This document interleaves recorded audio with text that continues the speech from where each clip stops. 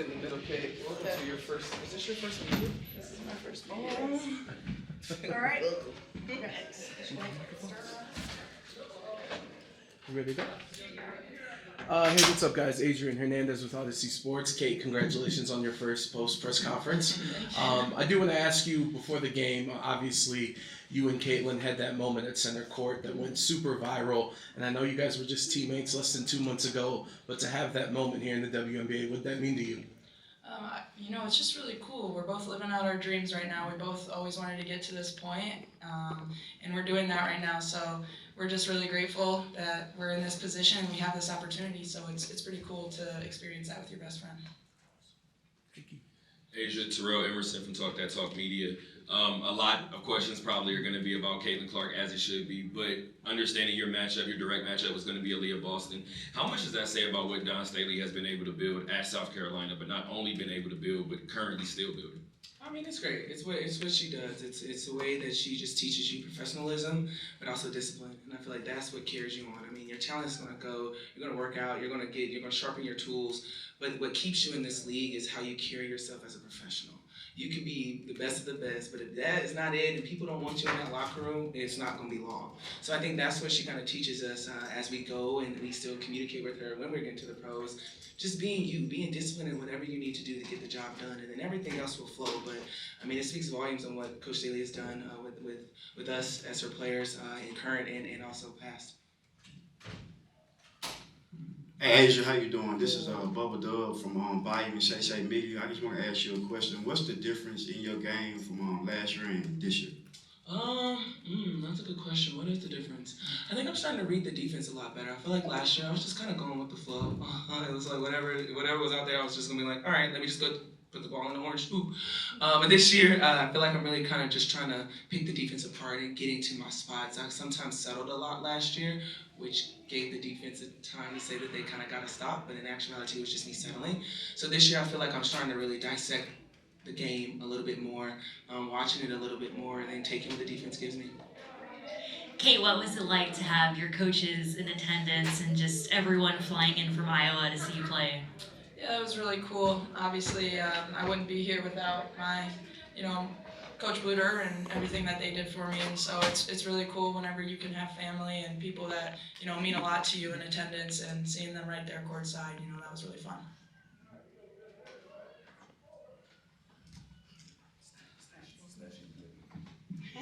Question for all three. Defense was something that you guys wanted to improve on. Something that you kind of talked about all week. What did you like from your defensive end in today's game? We actually played it.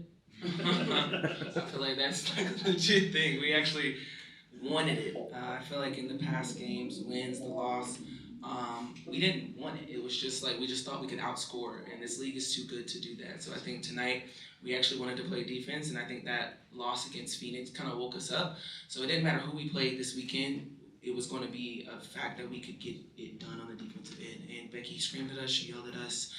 That always wakes you up a little bit. So yeah, I think we just actually played it today. Asia and Kate, Kevin with Fuel Sports Network. Asia, you're the best player on the planet. We all know this. In this modern day game, with all the outside noise that could affect you, how hard is it for you to be that leader and block out all that noise, or how easy is it for you to block out all that noise and allow your teammates to follow suit? And for you, Kate, what does it feel like playing alongside the best women's basketball player in the world? Yeah, I mean, it's pretty easy for me because I feel like I just compartmentalize it all. I really don't pay attention to the... I just kind of literally just be like, okay, that's BS. Like, I kind of call it for what it is, and I move along. Like, some stuff I see, I hear, I read, I'm like, all right, cool. That's not going to stop me from achieving my goals. It hasn't stopped me this far, and it's not going to let it stop me. And I feel like I then just relay that to my teammates. I always remind them who they are and how far they've come to get here and how hard it was, but yet look at where they are. So I kind of lean on a lot of my family, my teammates to help me block out that noise. But, I mean, I see it, I read it, I laugh at it. Sometimes it pisses me off, but then I move along with it because it's not going anywhere. It's a part of life. So with me, I just go out there and have fun. I put the ball in the hoop pretty darn well. So my teammates help me do that. So I can't really listen about what anyone else says. Yeah, Yeah, I mean, I feel really grateful to be in the position that I'm in right now and just in between two of the GOATs, you know. It's really cool. I wouldn't want to be learning from any other vets in the league or any other coach in the league, and that goes for every girl in the locker room too. They make my job pretty easy, and they make me, you know, look good at times, so it's pretty cool to learn from them. Hey, Danetta, No Plays Out Sports Talk. What have you learned most from Asia Wilson in regards to playing alongside her, and what has she deposited to you most this far? Yeah, Asia has instilled a lot of confidence in me. With, you know, she might not even realize she does, but honestly, like, anytime I mess up, she looks at me, and it's one of those, like, you're good, like, it happens, you know, and that, like, takes so much pressure off of myself because I'm very hard on myself. Or, you know, if I don't take advantage of, you know, a mismatch or an opportunity when I can drive, she's going to tell me to believe in myself and, you know, look to score. That's what I'm out there for, and so it's really cool to watch her work. You know, sometimes I try not to be in awe, but, you know, I feel really grateful to, you know, have a leader like her on our team. In the back, sitting down, Donald Cabal, Las Vegas Review-Journal. Kate, this is for you. So first time in double figures, noticed a lot of changes in your game, look a lot more confident out there. What were you feeling tonight to allow you to score like that? Honestly, I was just taking what the defense was giving me. I really wasn't trying to do too much. I was just trying to get to my spots and make the right reads. And, you know, I was thankful that my teammates got me the ball and I could knock down some shots. You know, it's not going to be like that. It would be amazing if I could make, you know, that many shots every night, but obviously it's not going to be like that all the time. But my teammates found me every time I was open, and I took advantage of that and knocked them down. Oh, here, a quick one for you, Asia. I wanted to ask you about Jackie. Seems like your partnership with her has really grown this year and it really popped tonight. What kind of growth have you seen from her as a playmaker? Oh, passing the ball. Jackie's someone that's like, she knows the right play, she knows what to do, but that cost of getting a turnover is going to hold her back every time because she wants perfection, and I love that out of her. And I think tonight, it was just one of those things where she was like, all right, let me just do it. She went out there on a limb and just did it. And I think I was very pleased with our two-man game tonight, and I think that's the growth. That's our next step. That's our next step between us, between the two of us, is getting that going. So I was very pleased at her just trusting me, because she would come up to me and she's like, you want me to throw it? I'm like, go ahead, girl. Trust me. Like, trust me, you're good. So that step of, like, actually vocally telling me what she wants, what she wants out of me and also herself, it's a huge step for Jackie. So I can appreciate her there. Got two more here in the room, one up front, one here, and then go to Zoom.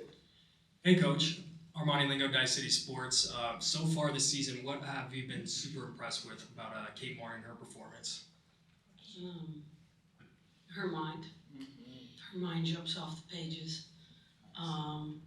She's in, I was putting in side out of bounds. I lost my voice from screaming at them. No. No, her mind for the game. I said this early on, she's a basketball player. And if you don't know what that means, then you should watch her. But she's somebody who understands angles, being in the right place at the right time, making the right read. And she's just getting her feet wet. So she's built up a lot of trust already in the locker room and with us coaches. And at the end of the day, her try-hard factor is off the charts. And I love that. And when I go into any meeting, when we're looking at potential talent bringing in, the number one thing I want is competitiveness. Because I'm not coaching effort. I can't beg you for the effort. And she has that try-hard factor every time. And then, I mean, like I said, every time we were watching Iowa play, all of us go, me, Nat, Tyler, were like, damn, we love that Kate Martin kid.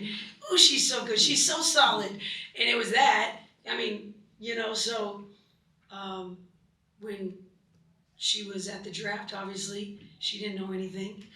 And I thought that was actually one of the coolest moments at the draft is when they announced her name. And don't get it twisted, she's earned every minute she is out there.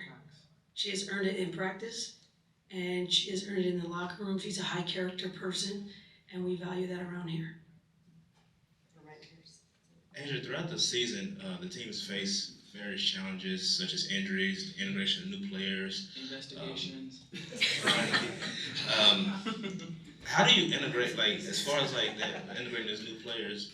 into the championship nucleus that you have. How has the team been able to adapt to these adversities, maintain high level of performances, and also can you talk about your role as far as like your leadership and just keeping everybody focused? Yeah, I think the biggest thing is just the culture that we built here, and that it came along with rings and banners. But the starting point of day one when Becky got into the gym, it was just who do we want to be? What's our identity? And I feel like that trickles down from 1 to 12. And that there doesn't matter what goes on around us, doesn't matter the outside noise. We always maintain that culture inside of us and know that when we step foot on the court, people want to beat the aces. And when we say it's aces versus everybody, it's really aces versus aces. Like we just so locked into us, our system, our culture, that we really can't worry about the outside noise. So for me as a leader, I try my best to keep the outside noise outside. Obviously, I can't control my teammates and what they do outside, literally. But when it steps into this gym in 94 feet, it is ACES culture, and we obtain that, whether it's just professionalism, discipline, just fun, that's us. And it doesn't really matter. A lot of stuff is going to be outside. It's a part of the game. It's just a part of life. But with us, our culture is going to always outweigh that no matter what. And we go in, we be ourselves, and we have fun while doing it. Can I just comment real quick? Because she'll never say, she's not only the best player in the world, but she is the best leader I've ever been around. And that's saying some stuff, because her willingness, I coach her hard. I do. I demand a lot out of her, and she sits there and nods and says, okay, I got you. I mean, a lot of superstars can't take, I'll say the truth in some ways, like you have to tiptoe around them as a coach. And the fact that she lets me be me, I try to let her be authentically her, and that's when I think we get the best out of each other, and she gets the best out of her teammates. We're gonna go to Zoom for our final question. Matthew, go ahead. Hey y'all, this one's for Asia. Start coming on that third quarter, Asia, you had 15 points, including the first 10 for the team, and I think you finished it in that 3 on the right wing. And I was wondering, was there an adjustment you saw coming out of halftime that allowed you to do that, or were you just coming out in that third quarter looking to be more aggressive to start that second half? The young lady over here in the purple blazer was literally the reason.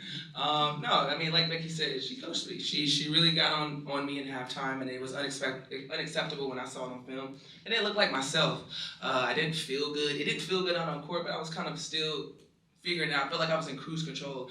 And I can't give that to my team. So halftime, I just kind of flipped that switch on, and it was just rock and roll. My teammates found me in good spots, and then I really can't tell you. I just kind of blacked out. I really can't tell you what else. I just kind of was like, I got to get stops, and I got to get rebounds, and then that's when everything else flows. But yeah, Becky yelled at me, and yeah, that was it.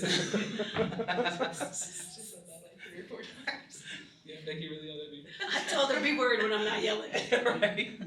I gotta go eat dinner now. Yeah. Thank you very much. Right, bye. Thanks, everybody. Congratulations, ladies. Thank you. Everybody, Asia Wilson has tied the WNBA record with 4 straight 20-point, 10